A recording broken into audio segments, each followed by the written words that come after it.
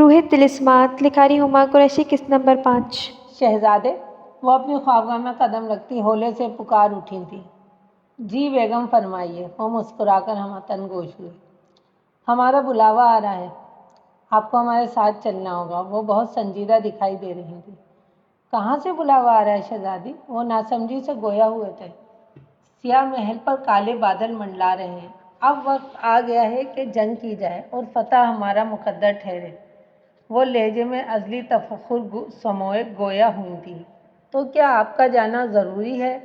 آپ کی طرف سے یہ جنگ ہم خود لڑیں گے۔ نہیں شہزادے، یہ ہمارے سیاہ محل کی جنگ ہے اور اسے ہم خود ختم کریں گے، مگر آپ کا ساتھ چلنا بے حد ضروری ہے۔ وہ باور کراتے لہجے میں گویا ہوئی تھی۔ حکم شہزادی، ہم ہمیشہ آپ کے ساتھ ہیں۔ شہزادی محض مسکرائی تھیں۔ آزمائر اس وقت پہاڑ کی چوٹی پر بیٹھا دور سے ہی بیلا کو اپنے نزدیک سے نزدیک تر آتا دیکھ سکتا تھا۔ جبھی وہاں اس پری کا نزول ہوا تھا، آزمائر چونک گیا تھا۔ کیسے ہو جنزادے؟ اس کی پشت پر لگے دو بڑے بڑے پنکھ نہایت ہی خوبصورت اور دلکش تھے۔ آپ یہاں کیسے؟ وہ ذرا حیران ہوا تھا۔ تم اپنی زبان سے پھر رہے ہو جنزاد؟ پری نے گویا کچھ یاد کرانے کی کوشش کی تھی۔ مطلب؟ وہ جان کر بھی انجان بنا۔ تم کبھی اس طرح شہزادی کے دل تک رسائی حاصل نہیں کر سکو گے۔ پہلے اس کے دل میں اپنے لیے جگہ بناؤ اور پھر شہزادی کو اپنی دنیا میں لے جاؤ، ورنہ وہ کبھی تمہاری نہیں ہو سکے گی۔ انہوں نے جتاتے لہجے میں کہا تھا۔ وہ ہماری شہزادی ہے، وہ ازل سے ابد تک آزمائر کے لیے اتاری گئی ہے۔ آپ شہزادی کی فکر نہ کریں۔ دور آسمانوں پر ہمارا نکاح ہو چکا ہے اور نکاح کے بعد محبت ہو ہی جاتی ہے۔ شہزادی ہمارے سوا کسی کے بارے میں سوچ بھی نہیں سکتی ہیں۔ وہ جتاتے لہجے میں بولا تھا۔ تم پچھتاؤ گے جنزاد۔ وہ طنزیہ طور پر مسکراتی آسمان کی بلندیوں میں اڑتی ہوئی غار میں جا چھپی تھی۔ سیاہ محل میں دربار سجا ہوا تھا۔ عظیم الشان اور طاقتور سپہ سالار اور سینکڑوں جنزاد ہتھیاروں سے لیس شہزادی ایانا اور شہزادے زہران کے ساتھ جنگ پر جانے کے لیے بالکل تیار تھے۔ شہزادی، ہم آپ کو دعا دیتے ہیں کہ آپ یہ جنگ جیت کر واپس لوٹیں۔ شہزادی کی والدہ ماجدہ نے انہیں اپنے حصے کی طاقتیں بھی بخش دی تھیں۔ شکریہ والدہ۔ ایک ایک کر کے دربار میں موجود ہر شخص نے ہی شہزادی اور شہزادے کو دعاؤں سے نوازا تھا۔ شہزادے، وہ زہران کے نزدیک آئی تھیں۔ بولیں شہزادی۔ وہ متوجہ ہوئے۔ ہم آزمائر سے ملنا چاہتے ہیں، کیا وہ ہمیں کوئی دعا نہیں دیں گے؟ انہوں نے ابرو اٹھائے۔ ان کا ابھی واپس آنا ممکن نہیں ہے شہزادی۔ اب وہ اپنی شہزادی کو ساتھ لے کر ہی واپس لوٹیں گے۔ آپ ہمارے ساتھ چلیں، ہم انشاءاللہ فتح حاصل کر کے واپس لوٹیں گے۔ انہوں نے انہیں تسلی دی تھی۔ انشاءاللہ۔ ہم تو ویسے بھی شہزادی سے ملنے کے لیے بہت زیادہ متجسس ہیں۔ چلیں، فتح مندی سے لوٹ کر پھر اپنی دیورانی کا استقبال ہم خود کریں گے۔ وہ شہزادی کے ایکسائٹمنٹ پر محض مسکرا ہی سکے تھے۔ شام کے گہرے ہوتے سائے ہر سو اپنے کشادہ پنکھ پھیلا رہے تھے۔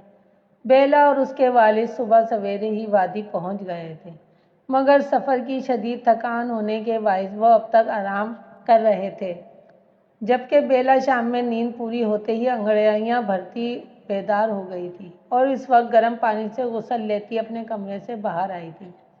باہر کا موسم انتہا کا سرد تھا۔ گھر کے اندر انگیٹھی جل رہی تھی۔ اس کی ماں اور سوتیلی بہن نے اسے دیکھتے ہی رخ پھیر لیا تھا، جبکہ وہ سر جھٹکتی دروازہ کھول کر باہر جانے کو پرتول رہی تھی۔ بیلا، رک جاؤ۔ عقب سے ابھرتی اپنی سوتیلی ماں کی سرد آواز پر وہ ٹھہر ضرور گئی تھی، مگر پلٹی نہیں۔ بھی کہیں، اس نے ابرو اٹھائے۔ اپنے کمرے میں واپس جاؤ۔ اس وقت گھر سے باہر کیوں جا رہی ہو؟ وقت دیکھا ہے گھڑی میں؟ انہوں نے دبے لہجے میں تنبیہ کی۔ میں آپ کی بات ماننے کی پابند نہیں ہوں۔ وہ استہزائیہ مسکراتی سر جھٹک گئی۔ گاؤں والے پہلے ہی تمہیں پاگل کہتے ہیں، یوں رات کو پہاڑوں پر گھومتے دیکھ لیا تو جنزادی کا خطاب ہی دے دیں گے۔ انہوں نے ڈرانا چاہا تھا۔ ویسے اماں، آپ کیوں روک رہی ہیں اس کو؟ جانے دو جہاں جانا چاہتی ہے۔ اچھا ہے کسی کھائی میں گر کر مر جائے گی، ہماری جان چھوٹ جائے گی اس زہریلی سے۔ اس کی وجہ سے میں ابا کو نظر ہی نہیں آتی۔ وہ زہرا ماں کو ہاتھ تھام کر بیلا کو نفرت بھری نگاہوں سے دیکھتی ذرا ناگواری سے بولی تھی۔ تو کیا جانتی نہیں ہے اپنے باپ کو؟ جیسے ہی نیند سے اٹھے گا اس کی غیر موجودگی محسوس کر سب سے پہلے اس کے بارے میں بات پرس کرے گا۔ انہوں نے مطلع کیا۔ چھوڑو نا اماں، ہم ابا سے کہہ دیں گے کہ ہمیں کیا معلوم کہ وہ کب گھر سے نکل گئی۔ ویسے بھی یہ ننھی کاکی تو ہے نہیں جو ہماری پابند ہو، جانے دیں اسے، یہ جہاں بھی جانا چاہتی ہے۔ وہ ماں کو سمجھاتی زبردستی گھسیٹ کر اپنے کمرے میں لے گئی، جبکہ وہ زہرا کی خوش فہمی پر سر جھٹکتی باہر نکل آئی تھی اور ساتھ ہی قدم پیچھے والی پہاڑی کی جانب اٹھائے تھے، جو وادی کی پرسرار پہاڑی تھی۔ گاؤں والوں کا کہنا تھا کہ وہاں کسی چڑیل کا سایہ ہے، جبکہ بیلا کے لیے وہ سب سے دلچسپ جگہوں سے تھی۔ سیاہ محل میں عجیب بے چینی سی پھیلی ہوئی تھی۔ جنگ میں ساتھ گئے سپہ سالار سے خبر ملی تھی کہ برے جنزادوں نے بہت بری طرح سے حملہ کیا تھا۔ کتنے ہی جنزادے شہید ہو گئے تھے، مگر جنگ ہنوز جاری تھی۔ انہیں رہ رہ کر اپنی بیٹی کی فکر کھائے جا رہی تھی۔ ملکہ، آپ بلا وجہ پریشان ہو رہی ہیں۔ ہم آپ سے کہہ رہے ہیں نا کہ آپ براہ کرم حوصلہ رکھیں۔ ہمیں قوی امید ہے کہ وہ جنگ جیت کر واپس لوٹیں گی۔ یہ جنگ کوہ قاف کی پہاڑیوں میں ہو رہی تھی، جہاں اچھے اور برے جنوں کی ایک دنیا آباد تھی، جبکہ وہ ان کی دنیا پر بھی قابض ہونا چاہتے تھے، جو دنیا سے ایک بال کی مسافت پر واقع مگر انسانوں کی نظروں سے اوجھل آسمانوں میں بادلوں کے پار تیر رہی تھی، جہاں سلطنت فیروزہ کا راج تھا۔ کیسے نہ پریشان ہو حضور، وہ طاقتور جنزادے ہیں اور ہماری معصوم بچی ابھی اپنی طاقتوں کو صحیح سے استعمال کرنا بھی نہیں جانتی۔ وہ شدید بے چینی کی کیفیت سے دوچار تھیں۔ شہزادی جنزادوں کی دنیا کے وقت کے لحاظ سے ابھی خاصی کم عمر تھی، اور کوہ قاف کے بڑے بڑے اور 1000 سال پرانے جنوں کے سامنے ان کی طاقتیں بہت معمولی تھیں، مگر ایک اطمینان ضرور تھا کہ زہران ان کے ساتھ تھے۔ آپ بے فکر رہیں اور اپنی بیٹی کی کامیابی کی دعا کریں ملکہ۔ ہمارا دل کہتا ہے کہ ہماری شہزادی جنگ جیت کر لوٹیں گی۔ ان کے لہجے میں عجیب سا تفخر تھا، جبکہ ملکہ کو ماں والی فکر کھائی جا رہی تھی جو کسی کل چین نہیں لینے دے رہی تھی۔ اس محل کا حال بھی سیاہ محل سے مختلف ہرگز نہیں تھا۔ محل کی ہر شہی اداسی میں ڈوبی ہوئی تھی۔ سبز محل کے دونوں شہزادے ہی محل سے دور اپنا فرض نبھا رہے تھے۔ ملکہ کا دل شدت سے دعا گو تھا کہ ان کے بچے کامیاب ہو کر لوٹیں۔ ملکہ، وہ اپنی سوچوں میں تھیں جب ایک غلام جنزادی کی پکار پر چونکی۔ ہاں، انہوں نے انکار بھرا۔ اگر جان کی اماؤں پاؤں تو کیا کچھ عرض کر سکتی ہوں؟ اس نے نظریں جھکائے احتراماً کہا تھا۔ کہو، کیا کہنا چاہتی ہو؟ انہوں نے گویا اجازت دی تھی۔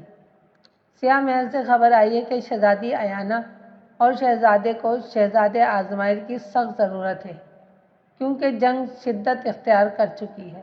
اس نے اطلاع دی تو وہ ہول کر رہ گئی تھی۔ یا میرے اللہ رحم! بے ساختہ ہی ہاتھ سر تک گیا تھا۔ حوصلہ رکھیں ملکہ، آپ کا جذباتی ہونا جنگ میں شہزادے کو کمزور کر سکتا ہے۔ جنزادی نے انہیں خبردار کیا۔ ہم کیسے نہ پریشان ہوں، ہمارے پیارے بیٹے بہت مشکل وقت میں ہیں، اور وقت کی کرنی دیکھیں کہ ان کا چھوٹا بھائی بھی ان کے ساتھ نہیں ہے۔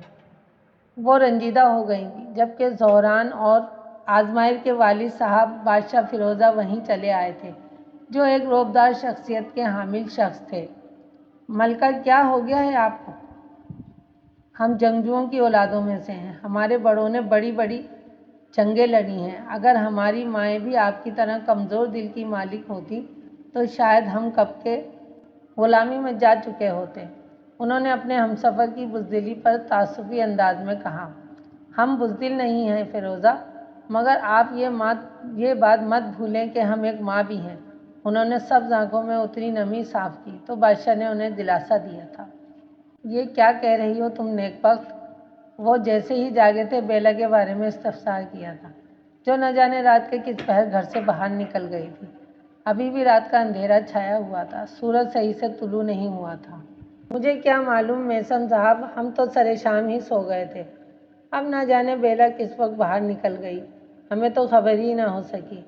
اور آپ اتنے پریشان کیوں ہیں؟ وہ پہلی بار تو باہر نہیں گئی ہے، گھوم پھر کر واپس آ جائے گی۔ انہوں نے لاپرواہی کا مظاہرہ کیا۔ رات کا وقت دیکھ رہی ہو، جوان بیٹی سے ایسی لاپرواہی! کاش کہ وہ تمہاری اولاد ہوتی تو پھر میں پوچھتا۔ اگر میری بیٹی کو کچھ ہوا نا تو یاد رکھنا میں تمہیں بخشوں گا نہیں۔ وہ غصے سے بولتے گھر سے بیلا کی تلاش میں نکل گئے تھے۔ وادی میں اندھیرا پھیلا ہوا تھا، ہر طرف گہرے سناٹوں کا راج تھا۔ بیلا پہاڑوں کے عجیب و غریب اور کٹھن راستے پر بنی ہزاروں فٹ گہری کھائی میں پاؤں لٹکائے بیٹھی اداس دکھائی دے رہی تھی۔ یہ پہاڑی اس کی سب سے پسندیدہ جگہ تھی۔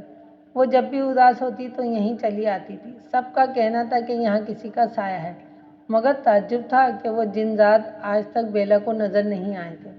وہ اپنی سوچوں میں مہو بیٹھی تھی جب اسے محسوس ہوا جیسے کوئی اس کے ساتھ آ بیٹھا ہو۔ شہزادی بیلا، کیا آپ اداس ہیں؟ وہ چونک کر پلٹی تھی، جہاں ایک انتہائی خوبصورت نوجوان اس کے پہلو میں آ بیٹھا تھا۔ وہ اتنا حسین اور طلسماتی شخصیت کا مالک تھا کہ کچھ لمحے تو بیلا نگاہیں ہٹا ہی نہیں سکی تھی۔ اداس تو میں ہوں، میں نے خواب میں دیکھا تھا کہ میرا شہزادہ مجھے لینے شہر آئے گا، مگر میں وہاں سے واپس بھی آ گئی، مگر وہ مجھے لینے نہیں آیا۔ اس نے دکھ آمیزی سے اپنی اذیت کا ذکر کیا تھا۔ آزمائر کے لبوں پر جان لیوا مسکراہٹ کھل گئی تھی۔ تلاش دونوں طرف سے تھی۔ شہزادی بیلا، ضروری تو نہیں کہ ہر بار خواب حقیقت کا روپ دھار لیں، اس نے گویا اسے چڑھایا تھا۔ میرے خواب ہمیشہ سچے ہوتے ہیں، تم کیسے کہہ سکتے ہو کہ وہ جھوٹ تھا؟ وہ غصہ ہو گئی تھی۔ اچھا، تو کیا اپنے شہزادے سے ملنا چاہتی ہو؟ اس نے سوال کیا۔ بالکل، میں اپنے شہزادے کی دنیا میں واپس جانا چاہتی ہوں، وہ آنکھیں میچتی مسرور لہجے میں گویا ہوئی تھی۔ تو پھر آئیں، ایک نیا سفر ہمارا منتظر ہے۔ اس نے اس کے سامنے اپنی مردانہ چوڑی ہتھیلی پھیلائی دی، جو وہ ٹرانس میں تھامنے ہی لگی تھی کہ پیچھے سے اپنے باپ کی آواز محسوس کر اس پر طاری فسوں لمحوں میں ٹوٹ گیا تھا۔ بیلا بچے وہ دونوں ہی اٹھ کھڑے ہوئے تھے جو اسے ڈھونڈتے ہوئے پہاڑی پر چلے آئے تھے۔ جی بابا، اس نے تیزی سے قدم باپ کی جانب بڑھائے۔ آزمائر نے شہزادی کا خود کو نظر انداز کرنا بہت مشکل سے برداشت کیا تھا۔ بیلا میری بیٹی، تم اتنی رات کو گھر سے باہر کیوں آ گئی ہو؟ انہوں نے بیٹی کی سلامتی پر اللہ کا شکر ادا کیا، جبکہ نظریں آزمائر کے سپاٹ چہرے پر ٹکی تھیں، جسے آج سے پہلے انہوں نے کبھی اس وادی میں نہیں دیکھا تھا۔ بیلا میرا بچہ، چلو یہاں سے۔ انہوں نے اس حسین خوبصورت نوجوان کو سرے سے نظر انداز کیا تھا۔ جی بابا چلیں، وہ بھی باپ کے ہم قدم ہوئی۔ جبھی آزمائر نے بجلی کی تیزی سے پلک جھپکتے ہی آگے بڑھ کر بیلا کو اپنے حصار میں لے لیا تھا۔ یہ کارروائی اس قدر برق رفتاری سے ہوئی تھی کہ وہ دونوں ہی اپنی اپنی جگہ ٹھہر گئے تھے۔ بابا، وہ ایک دم خود کو آزمائر کے حصار میں محسوس کر چونک گئی تھی۔ آپ مجھے جان کر بھی انجان بن رہے ہیں۔ آزمائر کو اس شخص کی یہ حرکت ایک آنکھ نہ بھائی تھی۔ مجھے میری بیٹی واپس کرو، وہ سرد لہجے میں گویا ہوئے تھے۔ یہ میری بیوی ہے اور اب سے ہمارے ساتھ ہماری دنیا میں رہے گی، اس نے سرد لہجے میں کہا تھا۔ بابا یہ کون ہے؟ چھوڑو مجھے، بیلا آواز باختہ سی رہ گئی۔ شہزادی آپ پریشان نہ ہوں، آپ کی تلاش ختم ہوتی ہے۔ میں آپ کا شہزادہ آزمائر ہوں۔ سالوں پہلے دور آسمانوں پر ہمارا نکاح ہوا تھا، اب سے آپ ہمارے ساتھ ہماری دنیا میں ہی رہیں گی۔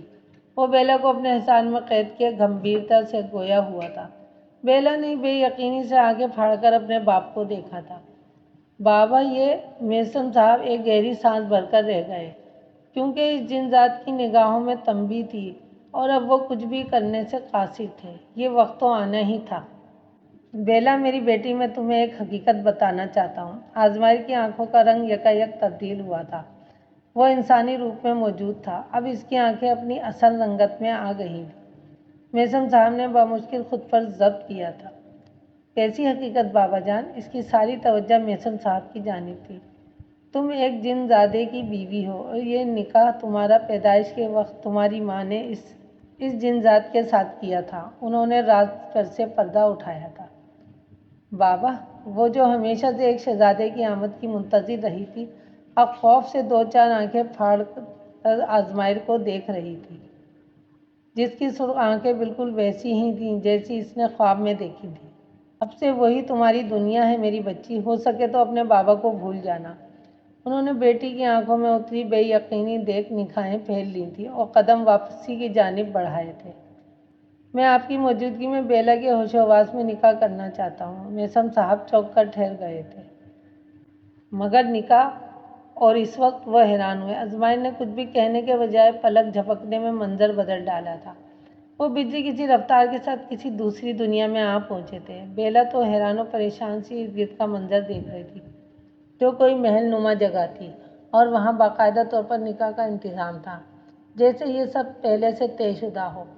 شہزادی بیلا، آپ کا اور میرا نکاح ہو رہا ہے۔ آپ کے مکمل ہوش و آواز میں آپ نے قبول کرنا ہے۔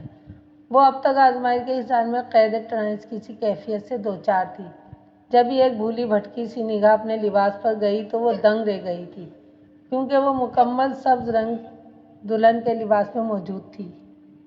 میزم صاحب کا صرف وجود وہ اس جگہ موجود تھا، جبکہ دماغ دنیا میں ہی رہ گیا تھا۔ وہ پتھر کی مورت بنے کھڑے تھے، کیونکہ اگر انسانی آنکھ وہاں کا منظر دیکھ لیتی تو شاید وہ اپنا توازن کھو دیتے، جبکہ شہزادی کو تو ان تمام مناظر کی تاب تھی، کیونکہ وہ بھی اسی دنیا کی باسی تھی۔ قبول ہے، دونوں جانب سے نکاح قبول کیا گیا تھا۔ بیلا تو اب تک اس کے شہر میں گرفتار تھی جب یہ منظر ایک بار پھر تبدیل ہوا تھا اور وہ اسی پہاڑی پر آ پہنچے تھے۔ اب آپ واپس جا سکتے ہیں شہزادی کے والد۔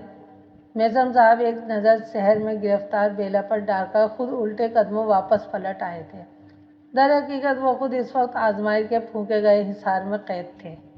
کسی بھی انسان کے لیے ہماری دنیا میں جانے کی صرف ایک ہی جگہ ہے، اور وہ ہے یہ شاہ بلوط کے درختوں کی جڑیں۔ اس نے بولنے کے ساتھ ہی تنے کو ہلکے سے چھوا تھا، جو کھلتا چلا گیا تھا اور وہاں سے روشنی پھوٹ رہی تھی، اور آزمائر بیلا کا ہاتھ تھامے اس پیڑ کے پار چلا آیا تھا، جو کسی جادوئی دروازے کے مانند محل کے جادوئی کمرے میں جا کھلا تھا، جو شہزادی بیلا اور شہزادے آزمائر کے لیے سالوں سے مختص تھا۔ جن زادوں کی دنیا میں خوش آمدید شہزادی بیلا۔ آزمائر اب اپنے اصل جنوں والے روپ میں آ چکا تھا، جبکہ وہ اب مکمل ہوش و آواز میں بے یقینی سے آزمائر کو دیکھ رہی تھی، جبکہ آزمائر نے دلکشی سے مسکراتے آگے بڑھ کر اس کی نم پیشانی پر اپنے دہکتے لب رکھ دیے تھے۔ شہزادی بیلا سناٹے میں آ گئی تھی۔ وہ لمس کسی آگ جیسی تپش لیے ہوئے تھا۔ آزمائر نے آج ایک انسانی شہزادی کے ساتھ جنوں کی دنیا کا رشتے کو مکمل کر دیا تھا۔ گھومتے سر کے ساتھ کھڑی بیلا مزید اس منظر کی تاب نہ لا سکی تھی، اور وہ لڑکھڑا کر آزمائر کے ہاتھوں میں ہی جھول گئی تھی، جس نے نرمی اور چاہت سے اس کا وجود تھام کر بستر پر لٹا دیا تھا۔ جاری ہے۔ تو جی ریڈرز، کیسی لگی آپ کو قسط نمبر 5؟ امید ہے کہ آپ کو قسط نمبر 5 پسند آئی ہوگی، تو پلیز چینل کو لازمی سبسکرائب کر لیجیے گا۔ اللہ حافظ۔